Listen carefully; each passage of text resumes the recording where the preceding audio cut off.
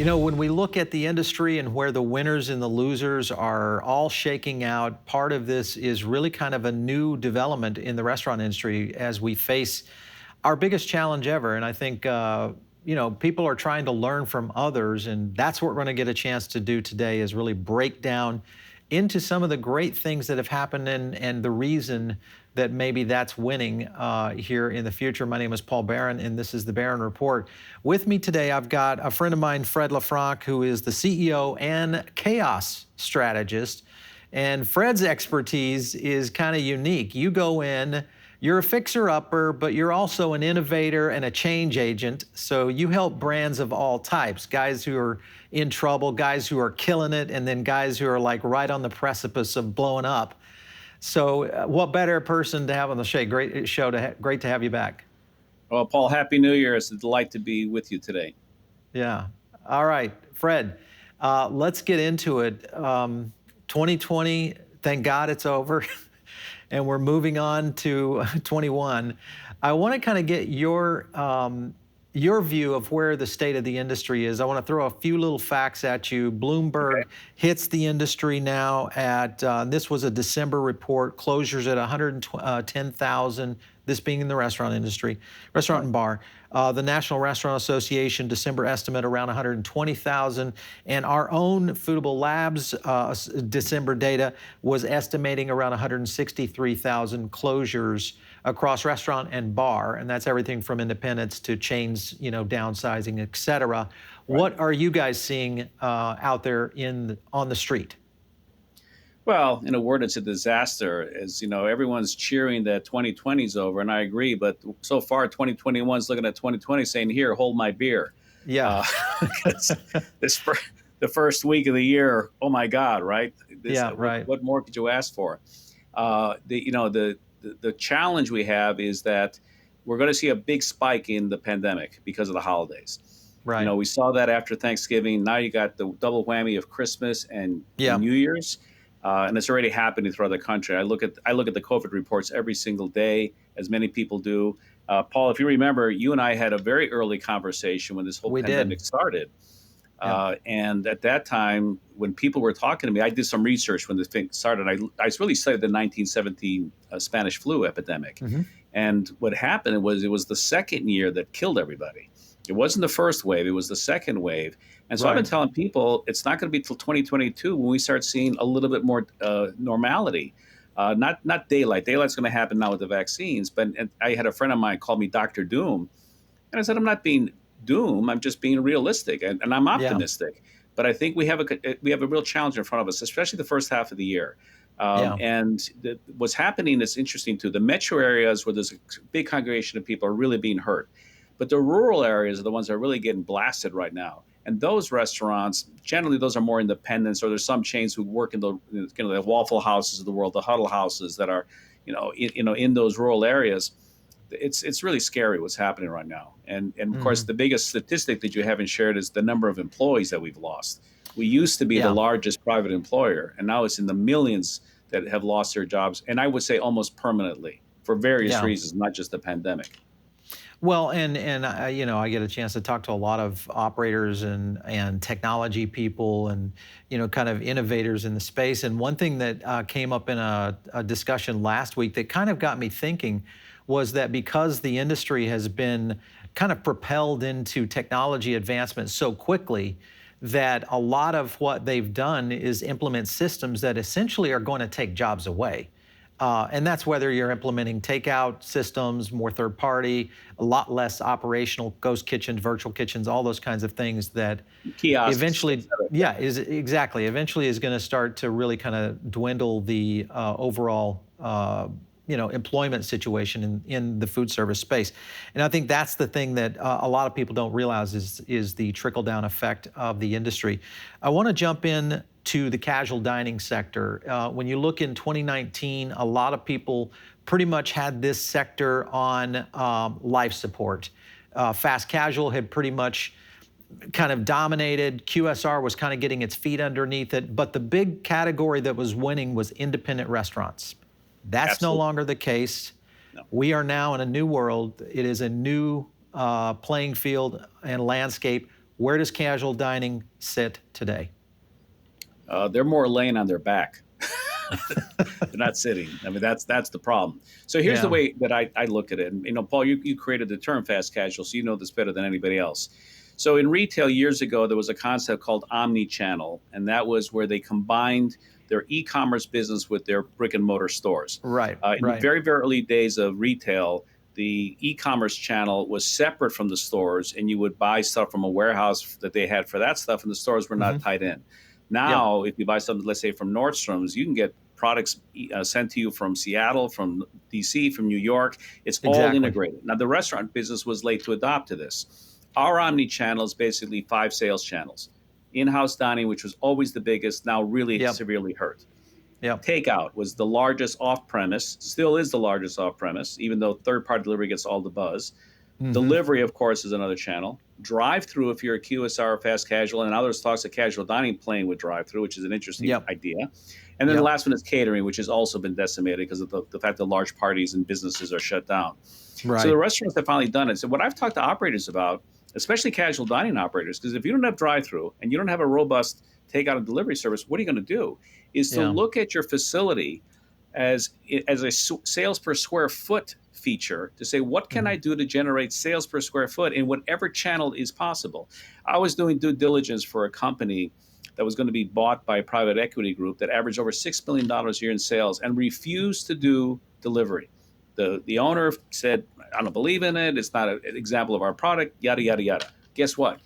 Within 3 weeks after the pandemic hit, they were doing third-party delivery. They had no Delivery. choice. Yeah. And, Yeah. and that's the problem we have right now.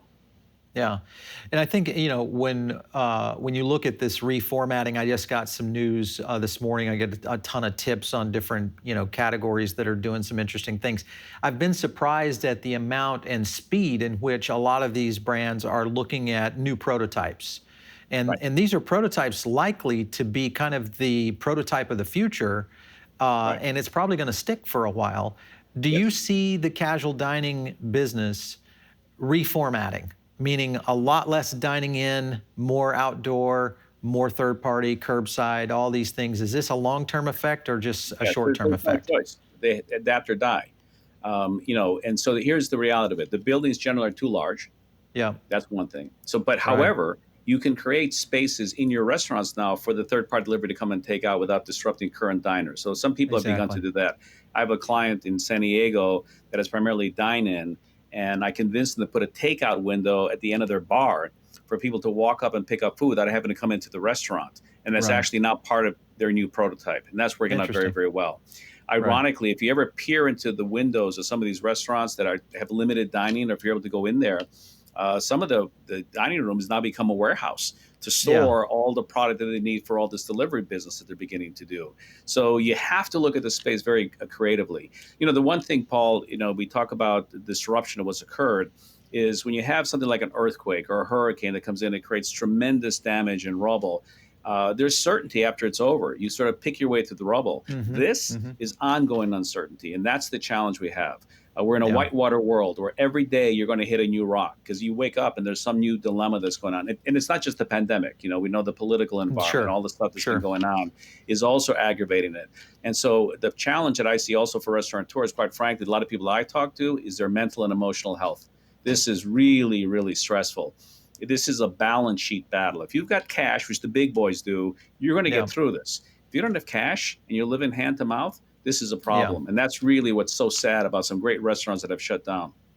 Yeah, and with that point, to your exact statement there in terms of cash positions, typically what we see in the independent operator is, their runway is limited. Yeah. The failure numbers obviously had really accelerated toward the end of last year. I fear for a lot of these because in most cities we're in cold climates. It's not like a handful of restaurants down here in Miami, which is really the only place above 70 degrees in the country right now. Right. So being able to handle this winter, going through January, February, and even March, that's 3 months of more of this. How much more decimation are you expecting in the industry for the next 3 months? I think unfortunately quite a bit more. And Yeah. I'm not being doom and gloom, I'm just being realistic. So I had a Right. call with the city manager of Aspen, Colorado, a few months ago because they were asking the question, what are we going to do? So I gathered some information for them on igloos, yurts, tenting, heating, ventilation. The problem that came up very quickly is that even though it's an outdoor space, it's still an indoor space ultimately. Mm-hmm. And Right. so the leverage point is ventilation. And so if there's a lot of information on ventilation, and if be it the UV lights or these filters that will filter down to half a micron, Mm. COVID virus is just over 1 micron. This will allow you to actually capture and suck the air and create a better health environment.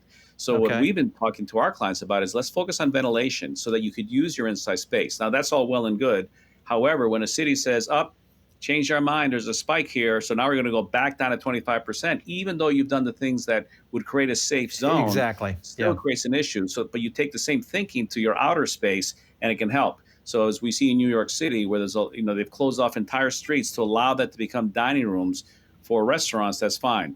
But I have clients in New York City that have 650 seats inside their restaurant. Mm-hmm. And at 25%, it does leave a Can't lot of make any room. money. And no matter Yeah. how big the sidewalk is, it's not going to make up for another 400 seats. And that is truly an issue. Yeah. Now, the good news, thank God, is that our customers are loyal. They want to help the restaurants. We've done this thing where, I bought $2,200 worth of gift certificates last month to help restaurants out here locally where I'm at right now in Atlanta. Other people have done a lot along those lines, but customers are doing it. And I saw a great quote, which I thought was fabulous. And they said, remember all the restaurants that donated to your Little League, your charity, some fundraiser. Now it's time to pay them back. And that's Yeah. really what's so critical. But the most important thing is we have to get the government to support our industry. That's the thing that is just really shameful, that we have not seen a restaurant relief bill of any sort. Yeah. Well, we did see a little bit of light at the end of the tunnel with the PPP data coming out. We're going to be doing a show on that, so make sure and stay tuned. There's Yeah, some good good. stuff there, I think, for the restaurant, at least better than it was in round one, which I think is at least a little bit of a light at the end of the tunnel. I would agree. Back to casual dining and independence. All right, so let's look at, we get past 2021 and we know who the players are now. I mean, because this is really Right. going to shake out the industry, and it's going to leave some titans standing and a handful of people severely injured but willing to get on the playing field. 2022 hits, all providing that we're back to somewhat normalcy here. How do you think the casual dining and independent restaurant industries fare? Do you think we'll have enough pent-up demand to kind of blow that industry up and create some new opportunities in terms of new restaurants for the industry? What are your thoughts there? That's an interesting question, and I think I would answer it as follows. One of the other phenomena that's occurred is we're all streaming, right? We're on video right now. Yeah. No one's going to a movie theater. That's a real problem, right? So, but you got a giant flat screen TV, you got a great surround sound, you got your feature release movies. Why would you go back to a theater? You can still make your own Mm. popcorn. Now, restaurants have a similar challenge. Can you create an exciting enough environment to Yeah. overcome the couch potato syndrome where it's really comfortable to just be sitting here with my big TV and all that kind of stuff and have food to go? So I think there's going to be a percentage of business that's just going to stay that way for a long time. Yeah. That the convenience is too powerful. Why go to a grocery store? They're going to bring the groceries to me. So we have to look at the behavior changes. 2 years of sort of being locked in has pent up Exactly. demand for sure. But you've got to give people a reason to go out there. And I think some of the older chains that, they were already struggling before the pandemic. Well, why are you going to go rushing out into an Applebee's or a Yeah. TGI Fridays? And I'm not talking down about them. I grew up with them. But they got to give people a reason to come. And that's why, Paul, you mentioned at the very beginning of this broadcast, the independents were doing so well right before the They were killing pandemic it. because they were Yeah. offering not Yep. just the personalized service, the environment, the sexiness, and all that kind of stuff. So I think, quite honestly, the independents are probably going to be better positioned for the resurgence unless the To change bring it begin to back. do something that's really dramatic. Yeah, I'm kind of on your side. I feel like casual's kind of in a very precarious situation right now because growth is going to be limited. Real estate, changing patterns in terms of where people are. Especially in urban and inner cities. And it's very possible, the independents could make a comeback in 2022, providing that most of those chefs haven't just lost their ass Yeah, and exactly. are just Agreed. literally just not going to get back in this crazy business because of Well, the Paul, you've been financial around a long time. problem. Take a big box casual diner. Okay, imagine that for a second. Yeah, Okay, take that front dining room, put a wall back inside the dining room, knock out the front wall, and make a covered shell patio. That's the kind of things exactly. that people need to do. They'll Because now have you to have a do it. hard shell top. You can put heat on there. You have all Yep. the stuff you need. You can create a different environment. Now, it takes investment and it takes Sure. courage to have the vision to say, I need to do this. Otherwise, it's going to go the way of the dinosaurs. You Yeah. have to adapt. And so Right. some of the things they can do with those big boxes is to begin to create these environments that allows them to come in and out of this. The pandemic will be over. I mean, the last one was 1917. Maybe the next one's, the next millennium, but whatever it is going to be. But we've learned some important lessons here, and people are not going to return to previous behaviors, with the exception of bars. Okay, that Mm. is going to be what it is. That's what's creating some of the super spreader events now. Is young people going to bars thinking they can do whatever they want because they need to meet somebody.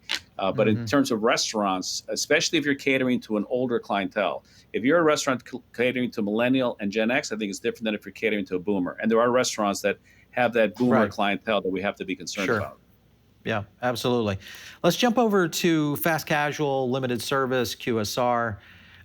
It's one of the categories and sectors of the industry that's actually performing to a certain extent. Most of them obviously had a position for e-commerce already in place, takeout and Right. delivery. Is this a long-term thing, or do you think we're going to see some shifts in QSR and in fast casual over the next year or two? Well, we've already seen QSR begin to improve the quality of their product in many cases because they needed to, right? Fast casual, really taught everyone a lesson. They came right in the middle of casual dining and QSR, gave you the Yeah. convenience of QSR and the food quality of casual dining. That they took business from both sides. But if you look at, like, let's take Chipotle and Starbucks, which are two industry leaders, Shake Shack, they're all putting drive-throughs in. Yeah. That I think is going to be here to stay because if you have a drive-through right now, all my clients with drive-throughs are up in sales double digits. The ones without drive-throughs are in trouble. So I Mm. think that is going to be a permanent sea change that will occur, and that's where casual dining really is going to struggle. Yeah. Well, I saw a design by Del Taco here recently where they had put in Right. an inner lane for the takeout, basically like curbside on the fly, and then Yeah. had some new spaces that looked almost like a Sonic drive-in where it was Eaton Park kind of concept. Right. Lot less Yeah, they dining leaked room. that a couple days ago. Right. Yeah. Yeah, you don't need So the dining very, room. very cool stuff, definitely going in that direction. Here's another data set for you. Technology is going now with more cloud and mobile aspects. 83% of consumers are ordering on mobile apps versus in 2019, we had 42%. So the shift and habit change has occurred. Right. It's what many pundits said would have taken possibly 5 or 6 years for us to get a plus 80% in mobile ordering. We are there now. Likelihood is it's not going to change. Do you feel like we're going to see any kind of new technologies breaking loose in the next few years that kind of keep us moving in that path? Your thoughts on that? Absolutely. I once was asked to do a speech on where the future of the industry is going to be. And as I began to study, I said, well, look, I'm not smart enough to figure out the future. I mean, who is? I'm not Nostradamus. But what I learned, I went backwards to study innovations that took place in the industry in the past. Okay, Right. like, remember when pagers came about? This was Oh like a yeah. magical thing. You actually got a pager at Cheesecake Factory. You could walk the mall and then it beeped you. Now it's on your cell phone. And what I realized is that the future is already here. What hasn't happened is someone hasn't monetized it or put it as a business model.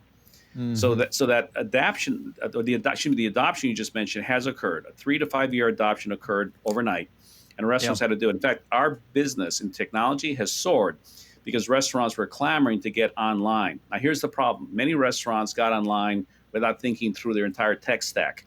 So now we got to go back and clean it up. You see a lot of restaurants that have tablet hell because they have three delivery companies, but they haven't integrated into a POS system. That's your classic example. Or the Hmm. customer data that they would want to capture possibly would be lost. So these are the things that are going on. But the other technology that are taking place is, think about this drive-through now. Geofencing is becoming bigger and bigger Big deal. as we go Yeah. through.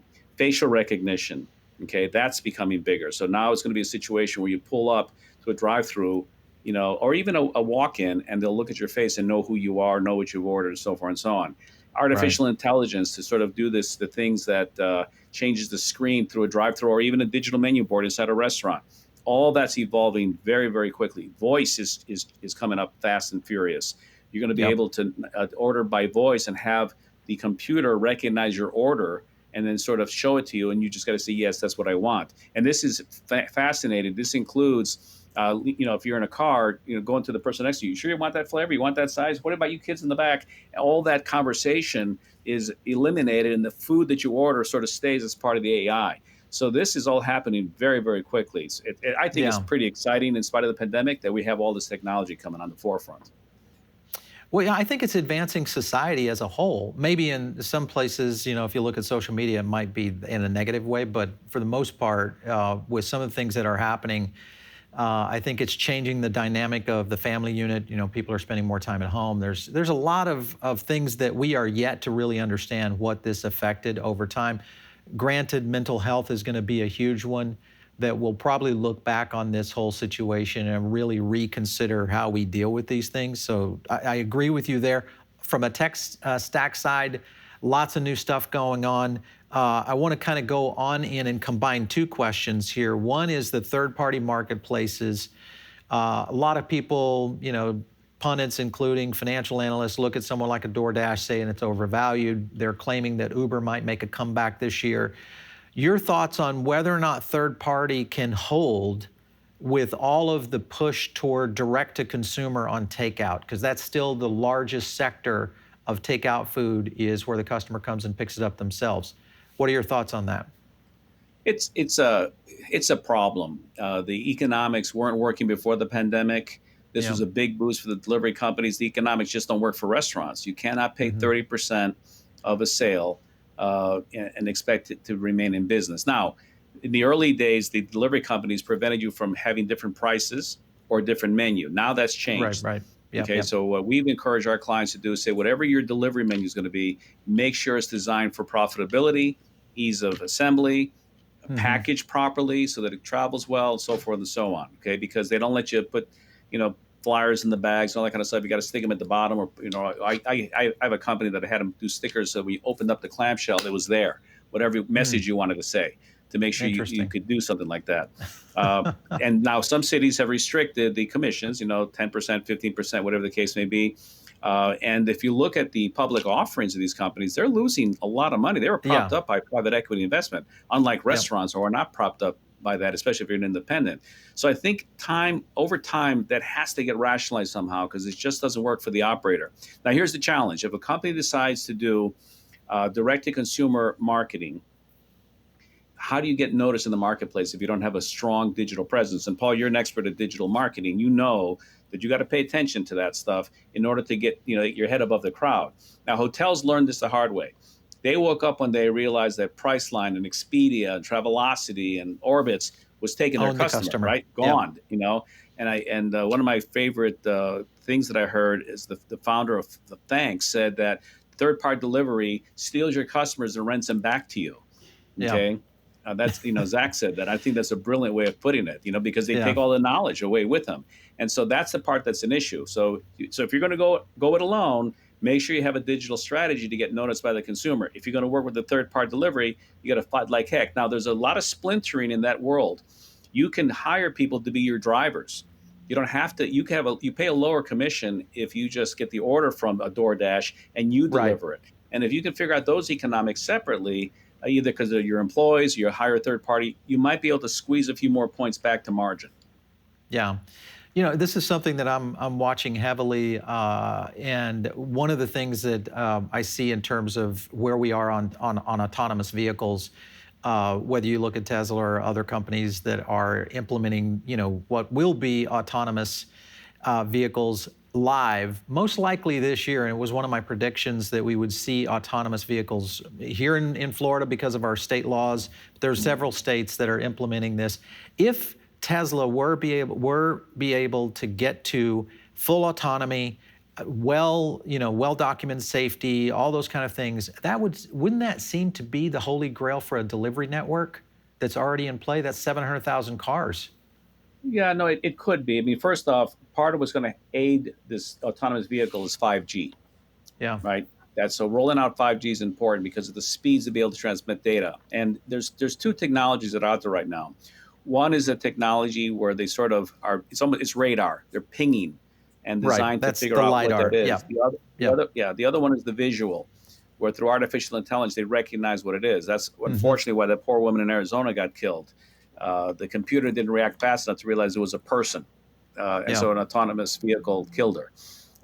And that's the danger. Then you also have to deal with the fact, and I'll give you an example. I was driving in Florida, of all places, and I borrowed someone's rental car, and I didn't realize that they had the kind of car that autocorrects if you start going over the line.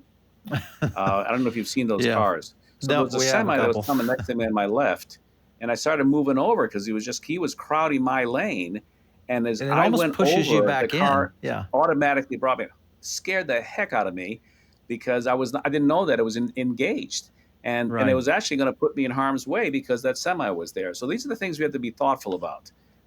Yes, to your original point, ultimately, when it's all figured out, the fact that a delivery vehicle of some sort can show up at your house, and you go out there and you open up the trunk and grab your food and go on there, they figure it out. It's like an Amazon locker on wheels. It could work out Exactly. very well.